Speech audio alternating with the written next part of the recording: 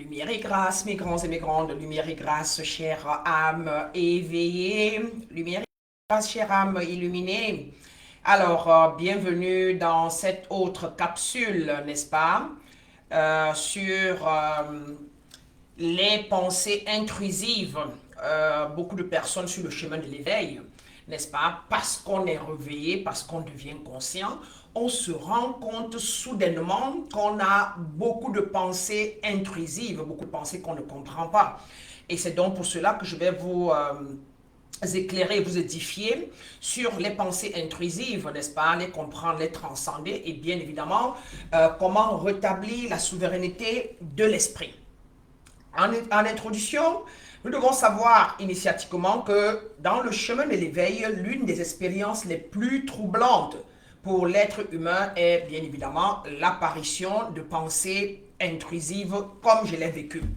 Alors, beaucoup d'aspirants spirituels vivent ceci.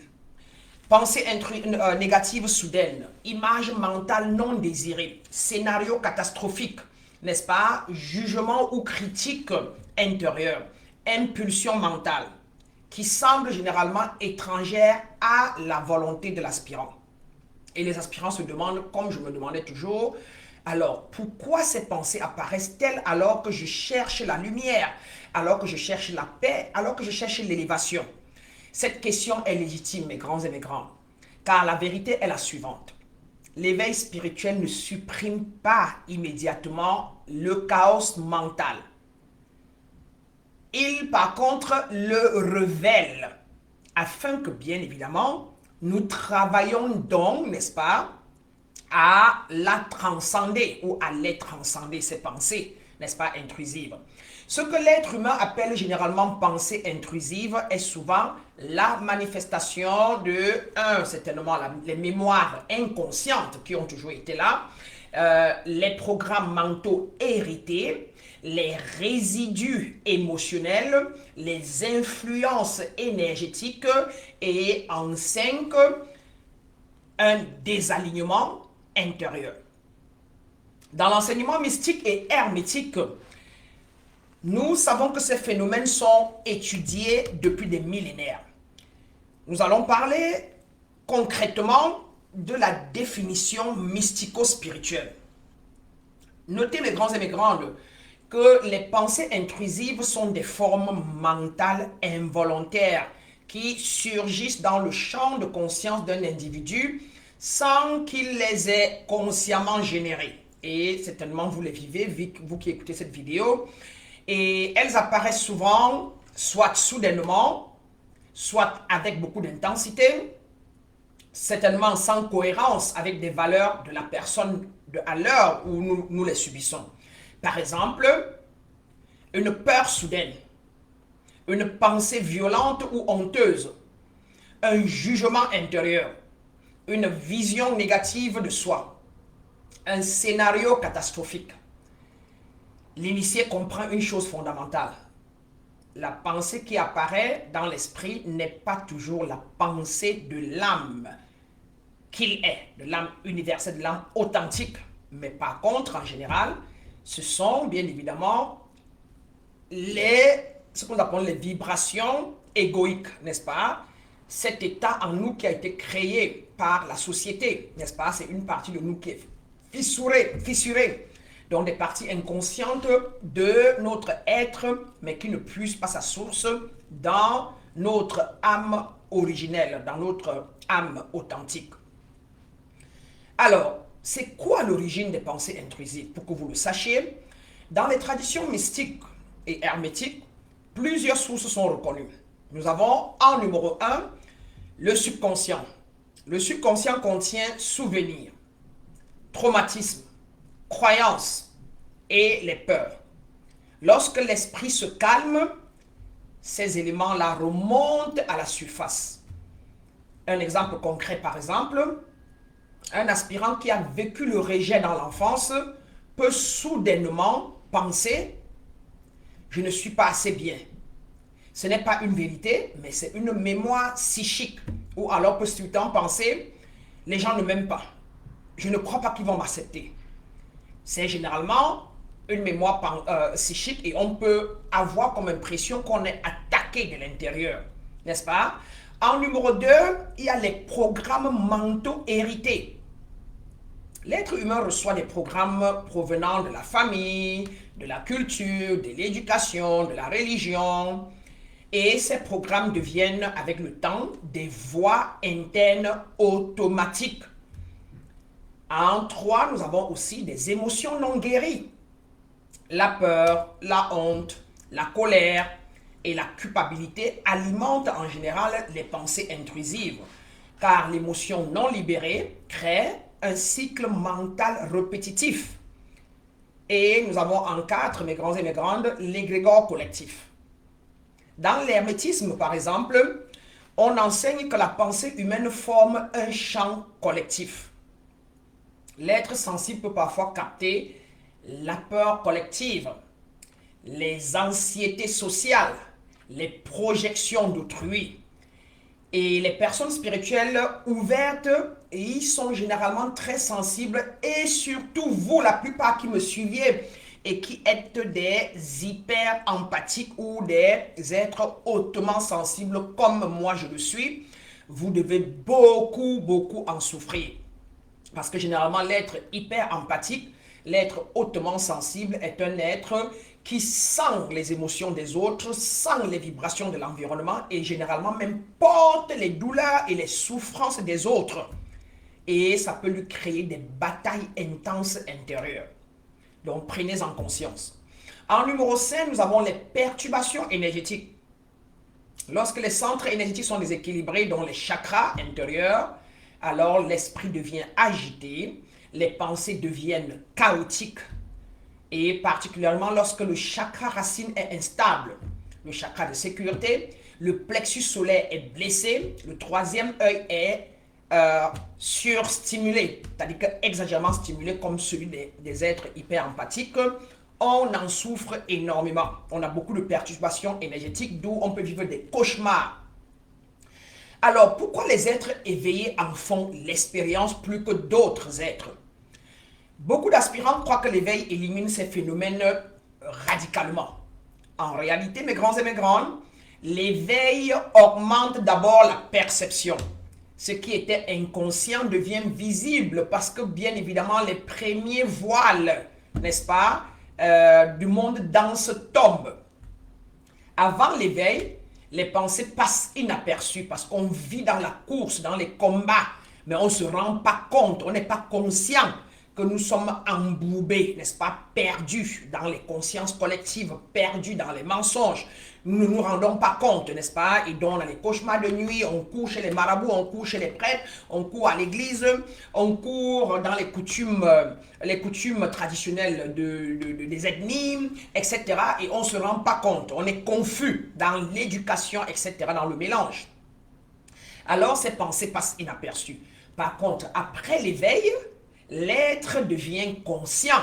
Ça veut dire que les premiers voiles sur les 7 grands voiles qui subliment ou encore moins qui obombrent, n'est-ce pas, la conscience de l'homme et le garde captif, les premiers voiles tombent.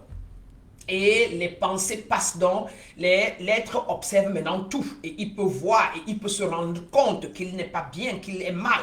Ainsi, l'aspirant croit que les pensées ont augmenté alors que non. C'est juste que sa conscience s'est élargie.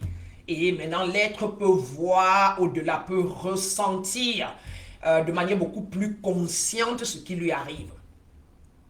En grand 5, mes grands et mes grandes, les symptômes des pensées intrusives sont les suivants. La plupart de mes aspirants et moi-même, tout ce que j'ai pu collecter, rapportent souvent les anxiétés soudaines, les pensées répétitives, la culpabilité irrationnelle, la peur de perdre le contrôle, la fatigue mentale. En numéro 6, les difficultés à méditer. En numéro 7, la rumination mentale. En numéro 8, et pas le dernier parce qu'il y en a encore, il y a l'auto-sabotage intérieur. En numéro 6, parlons maintenant des principes spirituels qu'on aura transgressés et qui nous causent donc de souffrir. Les pensées intrusives apparaissent souvent lorsque certaines lois spirituelles sont négligées, telles que la loi du mentalisme, que généralement, l'être inconscient ou l'être inconsciemment inconscient, l'être endormi, n'est-ce pas, ignore. La loi du mentalisme a pour principe que tout est mental.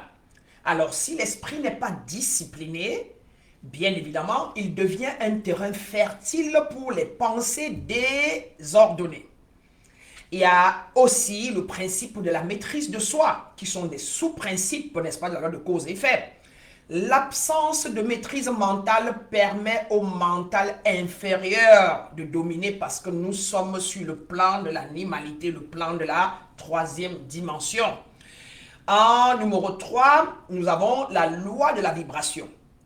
Les émotions basses en général alimentent les pensées négatives. Et nous avons aussi la loi de la responsabilité en 4. Nous avons beaucoup d'êtres humains refusent de reconnaître leur responsabilité intérieure. Ils refusent généralement d'assumer leur libre arbitre.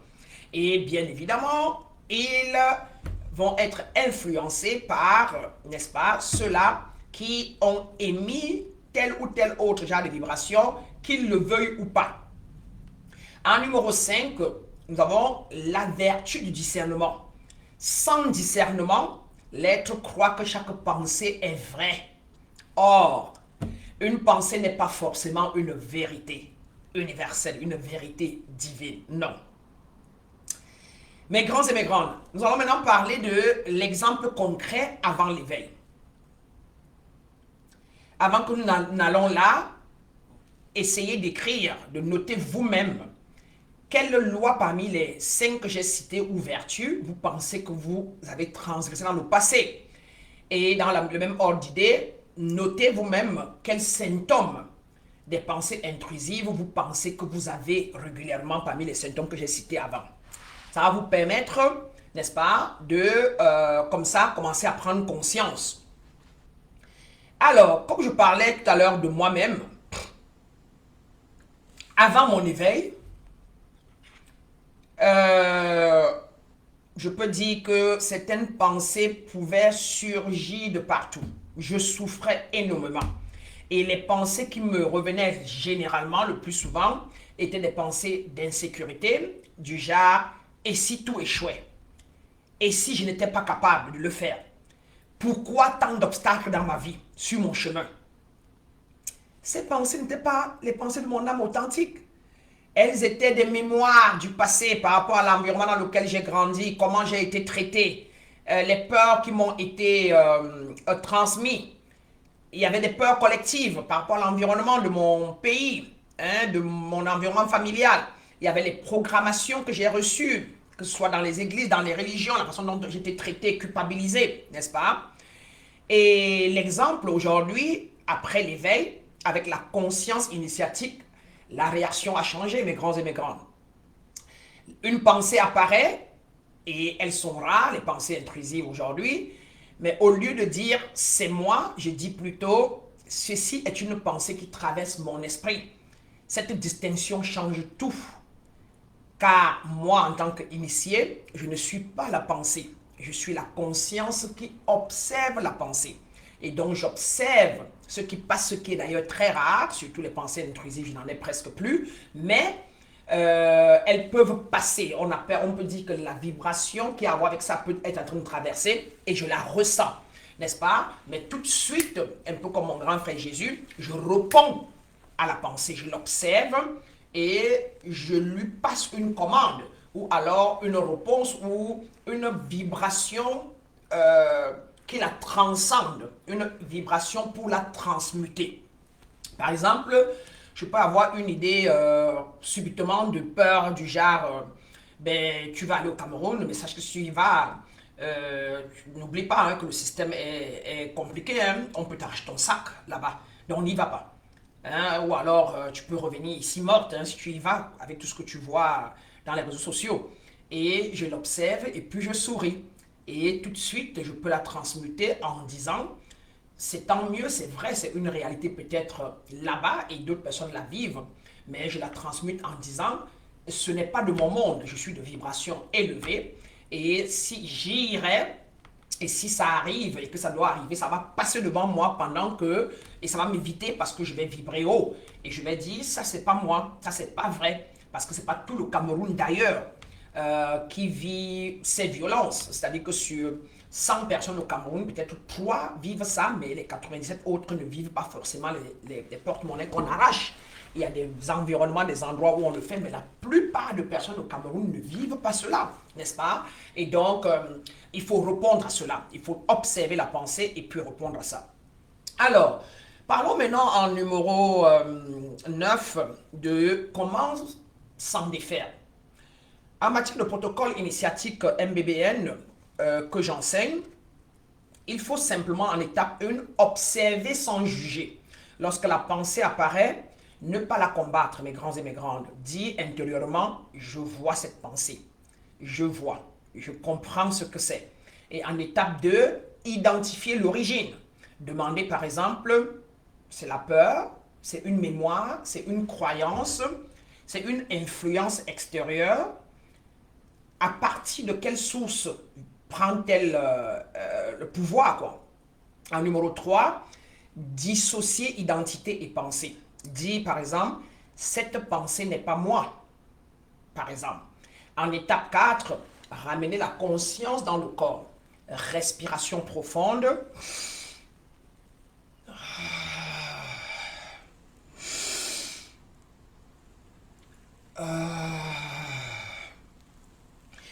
Mettre la main sur le cœur si on peut, n'est-ce pas, et se connecter. Et puis à sa respiration et s'arrêter, prendre un temps et revenir dans l'instant présent, essayer d'éviter les projections et éviter le passé, n'est-ce pas, reconnaître que le passé est déjà passé et reconnaître que le futur n'est pas encore là et rentrer dans l'instant présent et donner la gratitude pour ce qu'on a autour de soi à l'instant présent. On va bien, on est rassuré, on respire, on n'est pas en danger, etc. Donc revenir en soi et se souvenir que l'instant présent seulement est vrai. En 5, mes grands et mes grandes, remplacer la pensée, n'est-ce pas, par une affirmation. Par exemple, la pensée de je vais échouer, remplacer cela par je suis guidé et soutenu par Dieu, je suis guidé et soutenu par l'univers, je suis guidé et soutenu par la mère terre, je suis guidé et soutenu par l'environnement, par la grâce divine, ou alors je suis lumière, je suis stable, je me sens bien à cet instant précis, tout va bien, n'est-ce pas? Il faut répondre, il faut affirmer, il faut évoquer, il faut invoquer, n'est-ce pas, des états vibratoires, en émettant des phrases, des états vibratoires ou un mantra élevé, un mantra qui pourra, n'est-ce pas, transcender ou transmuter cet état, n'est-ce pas? Voilà. Et en 6, il faut donc passer à la purification des émotions. Les pensées disparaissent lorsque la peur est guérie, lorsque la honte est libérée et lorsque la colère est traumatisée. Donc, il faut se mettre au travail pour se défaire de la peur, n'est-ce pas, la honte et la colère qu'on va travailler au fur et à mesure. Et en étape 7, mes grands et mes grandes, il faut travailler à discipliner le mental. Les pratiques recommandées pour discipliner le mental, c'est la méditation quotidienne, comme vous le savez déjà, les écritures conscientes, journalées, les affirmations spirituelles et bien évidemment la prière, n'est-ce pas, affirmative. Et pour terminer, parlant des vertus à incarner, mes grands et mes grandes. Pour stabiliser l'esprit, l'initié développe 1. Le discernement, 2. La maîtrise de soi, 3.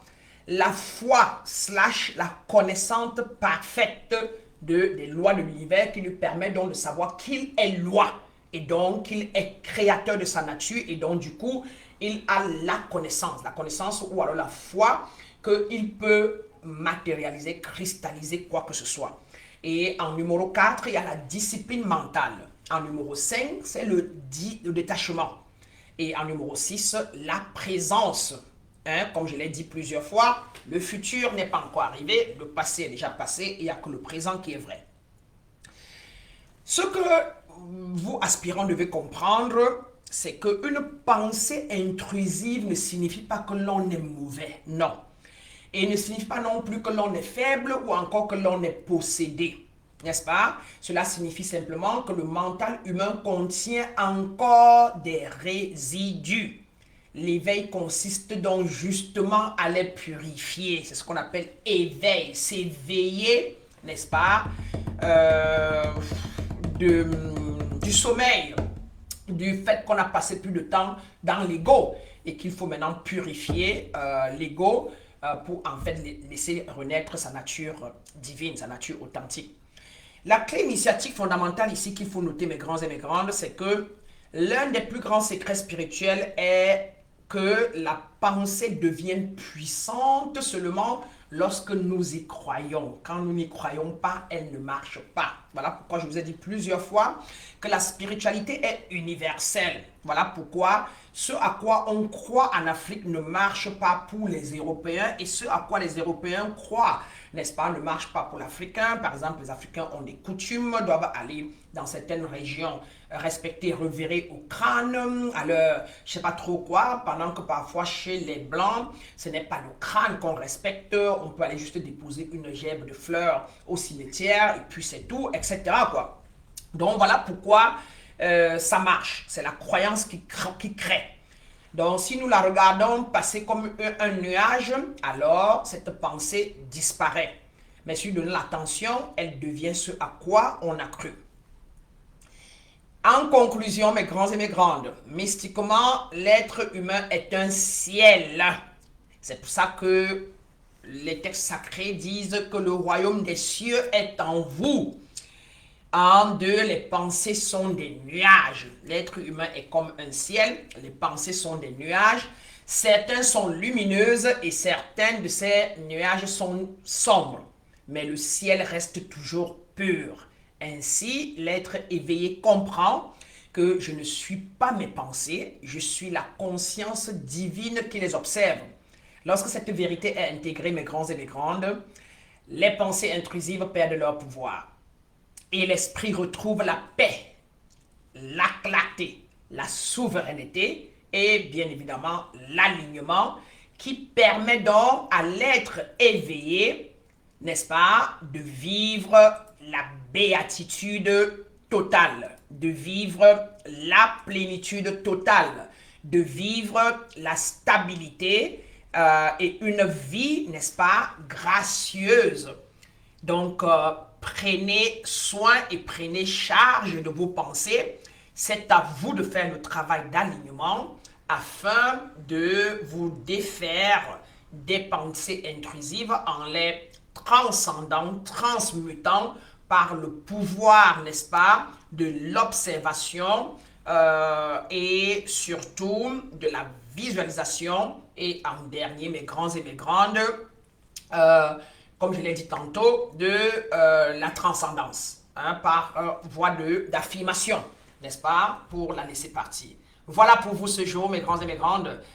Faites les commentaires en dessous, donnez-nous, dites-nous ce que vous ressentez, ce que vous viviez, ce que vous avez compris et ce que vous avez noté et comment vous allez commencer à transcender, à transmuter, n'est-ce pas, ces pensées intrusives qui vous emmerdent, n'est-ce pas. Je vous retrouve dans la prochaine capsule.